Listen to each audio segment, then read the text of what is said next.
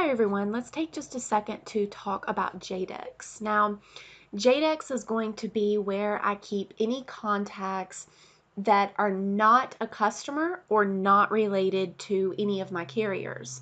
So I want to be very clear, J-Dex may be where you keep contacts such as a contact for a landlord or really just anyone that is not a customer or a client of yours in your agency and someone who's not related to the carrier. Now, to access J-Dex, I have two options.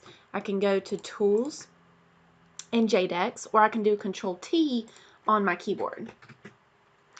So again, this is where you're going to list any contacts that are not associated with a customer or a carrier. And these are the two contacts that I have listed here. And to go further into that contact, you can just double click.